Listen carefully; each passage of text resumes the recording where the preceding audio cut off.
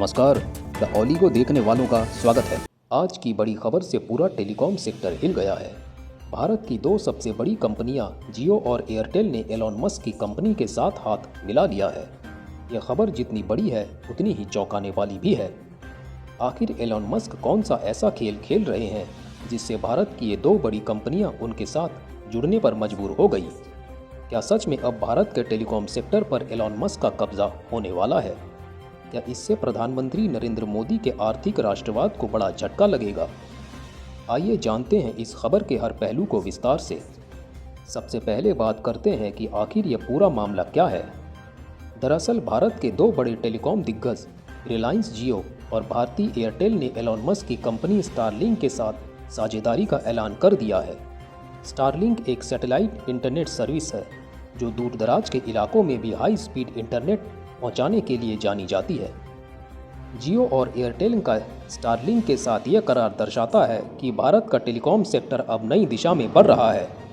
लेकिन सवाल यह उठता है कि यह करार क्यों किया गया और क्या इसका मतलब यह है कि भारत का टेलीकॉम सेक्टर अब एलॉन मस्क के कंट्रोल में आ जाएगा?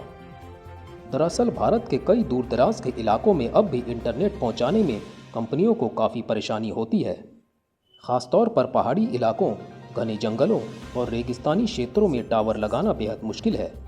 ऐसे में सैटेलाइट इंटरनेट के जरिए हाई स्पीड इंटरनेट पहुंचाना एक बेहतरीन विकल्प बन सकता है। एलॉन मस्क की स्टारलिंक कंपनी पहले ही दुनिया के कई हिस्सों में इसी तरह इंटरनेट सेवा दे रही है। भारत में 5G इंटरनेट को और अधिक तेज़ी से बढ़ाने के लिए जियो और एयरटेल ने स्टारलिंक के साथ हाथ मिला लिया है। यही सवाल लोगों को सबसे ज़्यादा परेशान कर रहा है। क्या अब एलॉन मस्क भारत के टेलीकॉम सेक्टर पर राज करेंगे? देखिए, फिलहाल ऐसा कहना सही नहीं होगा, लेकिन यह भी सच है कि इस करार से मस्क को भारत के इंटरनेट इंफ्रास्ट्रक्चर में एक बड़ा रोल ज़रूर मिल जाएगा। स्टारलिंक के जरिए भारत के दूरदराज के इलाकों में इंटरनेट सेवा बेहतर होगी। जियो और एयरटेल को बिना अतिरिक्त टावर लगाए अपनी सर्विस को विस्तार देने का मौका मिलेगा। इससे रिलायंस जियो और एयरटेल की लागत भी कम होगी और यूज़र्स को बेहतर सेवा मिलेगी। हालांकि यह भी मानना होगा, अगर आने वाले समय में स्टारलिंक का दायरा बहुत ज़्यादा बढ़ गया तो यह भारतीय कंपनियों के लिए चिंता का विषय बन सकता है। अब सवाल यह है कि क्या प्रधानमंत्री नरेंद्र मोदी की सरकार इस करार के सामने मजबूर हो गई है? ऐसा कहना भी पूरी तरह सही नहीं है। दरअसल स्टारलिंक की सेवा को भारत में लागू करने के लिए केंद्र सरकार की मंजूरी आवश्यक है, यानी मोदी सरकार की सहमति के बिना यह करार संभव ही नहीं था। लेकिन यह ज़रूर सच है कि भारत सरकार के लिए यह एक कड़ा फैसला था। एक और आत्मनिर्भर भारत को बढ़ावा देने का लक्ष्य और दूसरी ओर भारत के करोड़ों उपभोक्ताओं को बेहतर इंटरनेट सेवा देने की जिम्मेदारी, इन दोनों के बीच संतुलन बनाना सरकार के लिए ज़रूरी हो गया था।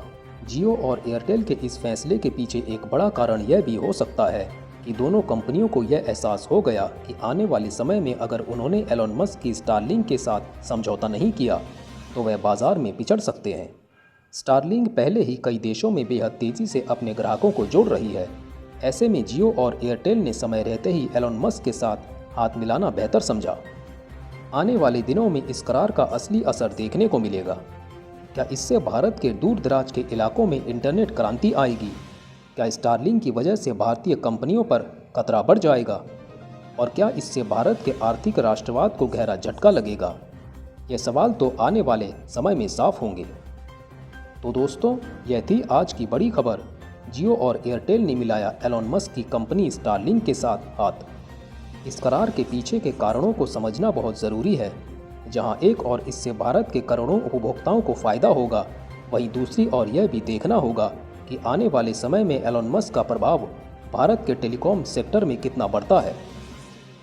आपको क्या लगता है, क्या ये करार भारत के लिए फ़ायदेमंद साबित होगा या फिर इससे भारत का टेलीकॉम सेक्टर एलॉन मस्क के कंट्रोल में आ सकता है? अपनी राय हमें कमेंट सेक्शन में ज़रूर बताएं। आपका कीमती समय देने के लिए धन्यवाद।